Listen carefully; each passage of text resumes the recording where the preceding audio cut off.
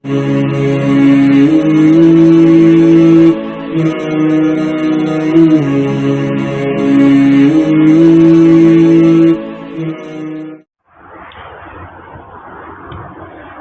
لله وحده والصلاة والسلام على من لا نبي بعده أما بعد أعوذ بالله من الشيطان الرجيم بسم الله الرحمن الرحيم وَلَقَدْ عَلِمْتُمُ الَّذِينَ اعْتَدَوْا مِنْكُمْ فِي السَّبْتِ فَقُلْنَا لَهُمْ كُونُوا قِرَدَةً خَاسِئِينَ فَجَعَلْنَاهَا نَكَالًا لِمَا بَيْنَ يَدَيْهَا وَمَا خَلْفَهَا وَمَوْعِظَةً لِلْمُتَّقِينَ صدق اللہ العظیم۔ یہ سورۃ البقرہ کی آیت نمبر 65 اور 66 ہے۔ بات یہودیوں پر ہی چل رہی ہے۔ اللہ تعالیٰ آگے فرماتا ہے وَلَقَدْ عَلِمْتُمُ الَّذِينَ، اور تم خوب جان چکے ہو ان لوگوں کو اعتدوا منکم فی السبت، جنہوں نے کہ تم میں سے زیادتی کی تھی فی السبت، ہفتے کے دن۔ فَقُلْنَا لَهُمْ، تو ہم نے کہا ان سے کونو، تم ہو جاؤ قردۃ خاسئین، ذلیل بندروں کی شکل میں۔ فَجَعَلْنَاهَا نَكَالًا لِمَا، پھر کیا ہم نے اس واقعے کو عبرت بین یدیہا، ان لوگوں کے لیے جو وہاں تھے، وما خلفہا، اور ان لوگوں کے لیے جو ان کے بعد آنے والے ہیں، وموعظۃ للمتقین، نصیحت ڈرانے والوں کے واسطے۔ دیکھیے بات دراصل یہ ہے، ترجمے سے تھوڑی بہت آپ کو کچھ سمجھ آ گئی ہوگی کیونکہ مشہور واقعہ آپ لوگوں نے کئی جگہ پڑھا ہوگا اور سنا ہوگا۔ بات دراصل یہ ہے کہ موسیٰ علیہ السلام کے دور کے کچھ سالوں کے بعد یا کئی سالوں کے بعد جب حضرت داؤد علیہ السلام کا دور مبارک آیا تو حضرت داؤد علیہ السلام وہ جلیل القدر نبی اور پیغمبر ہیں جن کو اللہ تبارک و تعالیٰ نے دوسری بڑی آسمانی کتاب زبور عطا فرمائی تورات کے بعد۔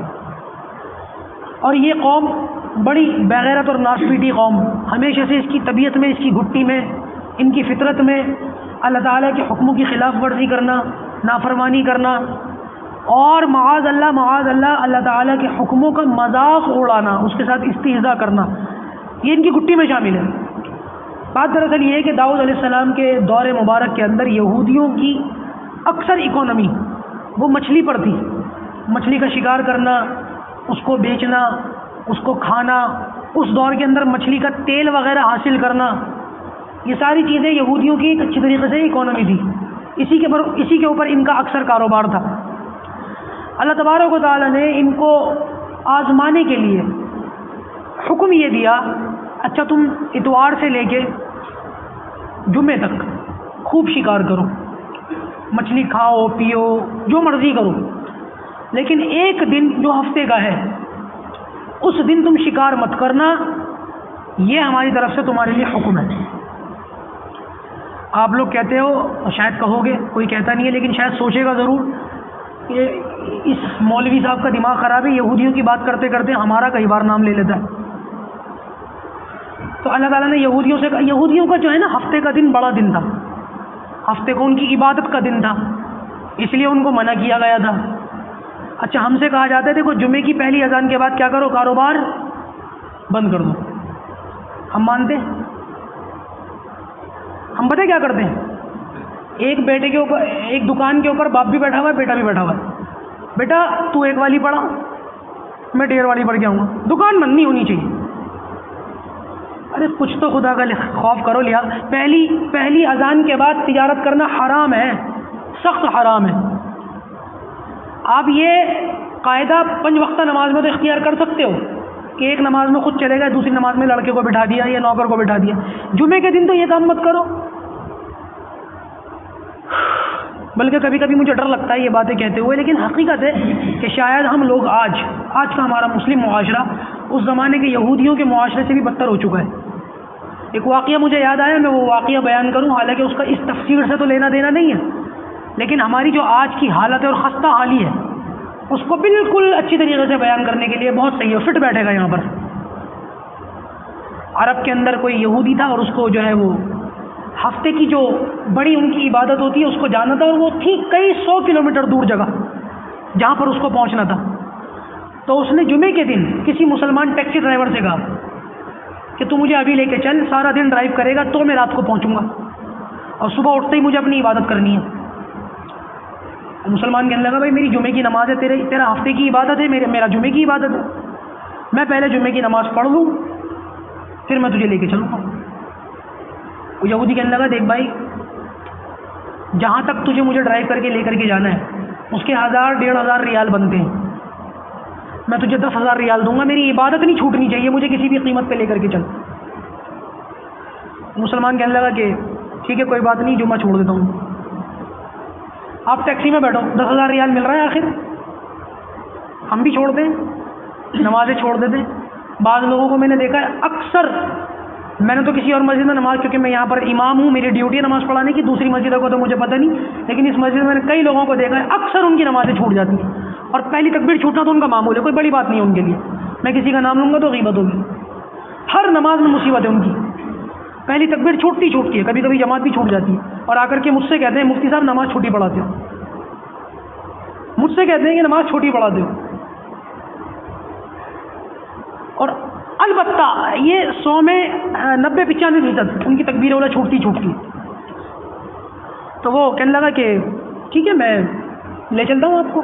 اس نے جمعے کی نماز چھوڑی، 10,000 ریال جیب میں ڈالے اور اس کو بٹھایا ٹیکسی میں، لے چلا۔ اور سفر کے اندر، سفر لمبا تھا تو باتیں بھی ہو جاتی ہیں، کبھی کبھی باتوں کے اندر آدمی بے تکلف بھی ہو جاتا ہے۔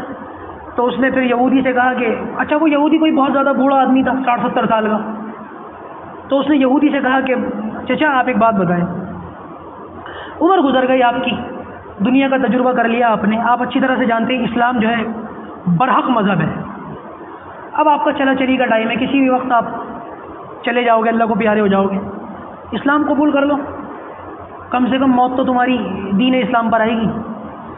تو وہ یہودی بوڑھا جو تھا وہ کہنے لگا بیٹا مجھے بعد میں اسلام کی دعوت دیو، پہلے تو خود اسلام قبول کر لیں، پہلے خود اسلام قبول کر لیں پھر مجھے کلمہ پڑھائی۔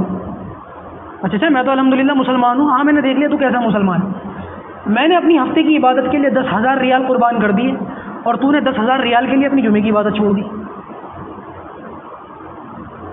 آپ اندازہ لگائیں کہ ہم اس میں کہاں ہوتے، میری اور آپ کی اگر بات کریں ہم کہاں ہیں، ہمارا رویہ کیا ہے؟ وہ ابھی کسی نے یوٹیوب پر ویڈیو ڈالی، میں نے دیکھی تھی، کسی مسجد کے امام نے، انہوں نے ویڈیو ڈال دی فجر کی نماز میں، دیکھو فجر کی نماز کا وقت ہو گیا ہے، ایک بھی نمازی نہیں ہے میری مسجد میں، شاید آپ لوگوں میں سے کسی نے دیکھی، بڑی وائرل ہو رہی ہے، تو مہاراشٹر میں یا پتہ نہیں آندھرا پردیش، کرناٹک، پتہ نہیں کہاں کا، ادھر ہی کہیں کا ہے۔ انہوں نے فجر کی نماز میں جو ہے یہ بورڈ دکھایا جس میں اذان کا ٹائم ٹیبل لکھا ہوا تھا کہ دیکھو 5 بجے کا نماز کا وقت ہے، پھر گھڑی دکھائی، دیکھو 5 بج رہے ہیں، 5:05 ہو رہا ہے، اور پھر مسجد کا اولیاء دکھایا، کوئی بھی نہیں۔ ہم لوگ اپنے آپ کو بڑی تسلیاں دے رہے ہیں کہ ہم جو ہے بڑی اچھی قوم ہیں، بڑی ایمان والے ہیں، ہم بہت جو ہے نبی کریم صلی اللہ علیہ وسلم کی امت ہیں۔ یقین مانیے گراؤنڈ ریالٹی کچھ بھی نہیں ہے آپ کی، کوئی حقیقت نہیں، کوئی ویلیو نہیں۔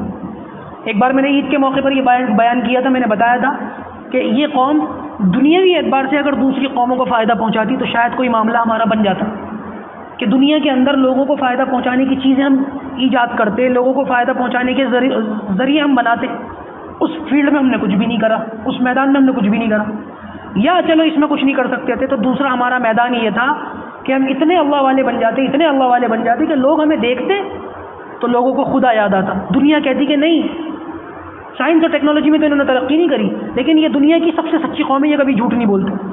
ہمارے چہروں کو دیکھ کر، ہمارے لباس کو دیکھ کر، ہماری تجارتوں کو دیکھ کر، ہماری زبانوں کو دیکھ کر ان لوگوں کو خدا یاد آ جاتا۔ وہ تو ہمیں دیکھ کر تو وہ کہتے ہیں یہ دنیا کی سب سے بڑی گندی قوم یہی ہے۔ تو نہ سائنس اور ٹیکنالوجی میں دنیاوی اعتبار سے ہم نے کچھ کیا، اور نہ دینی اعتبار سے ہم کسی کے کوئی کام آ سکے۔ آپ مجھے بتاؤ ایمانداری سے، آج کے اس دور میں رات کو ہم سارے مسلمان اپنے بستروں میں جا کر بڑے خوش و خرم سو جائیں، اور صبح جب لوگوں کی آنکھ کھلے تو پوری دنیا سے مسلمان ختم ہو چکے ہوں۔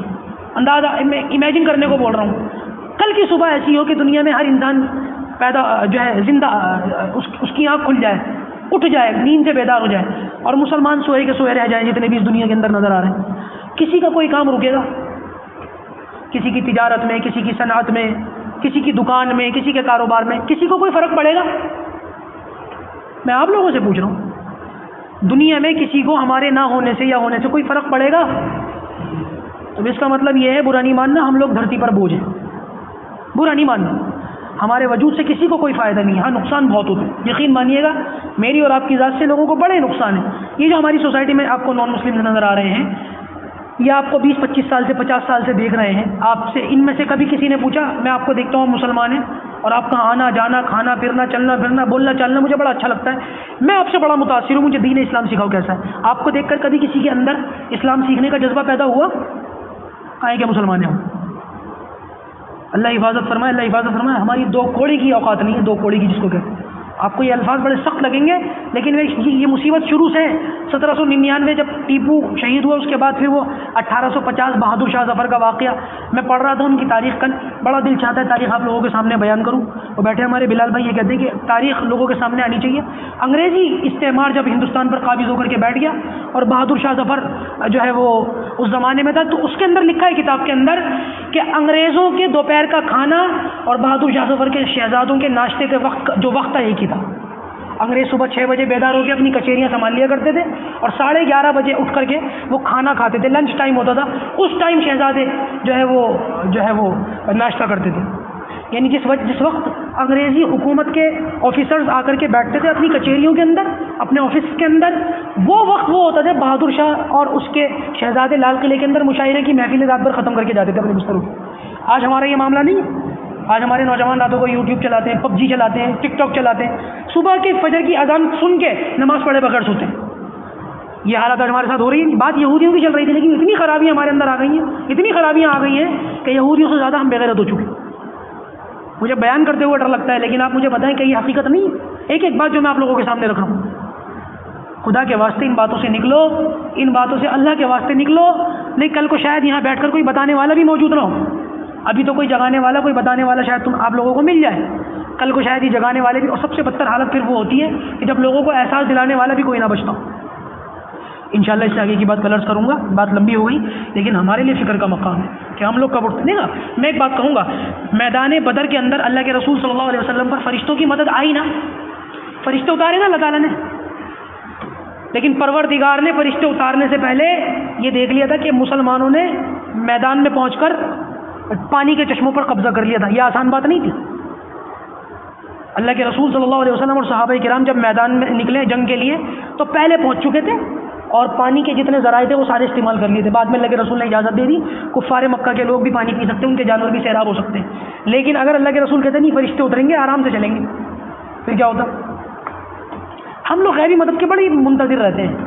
مجاہد قوم کو مجاور بنا دیا ہماری دینی تنظیموں نے، مجاہد کے بجائے مجاورت کا ہمیں درس دیا جاتا ہے، بیٹھے رہو تسبیح گھماتے رہو مسلح بیٹھ، خون کے آنسو بھی بہاؤ تو کوئی فائدہ نہیں ہے، یقین ماننا کچھ نہیں ہونے والا۔ دنیا دارالاسباب ہے، جو محنت کرے گا اس کو ملے گا، چاہے وہ کافر ہی کیوں نہ ہو۔ آپ لوگ غیبی اسباب کی منتظر رہیے، کوئی فائدہ نہیں ہے۔ اللہ پاک ہمیں ان باتوں کو کہیں نہ سننا سے زیادہ عمل کرنے کی توفیق عطا فرمائے۔ الحمدللہ رب العالمین والصلاۃ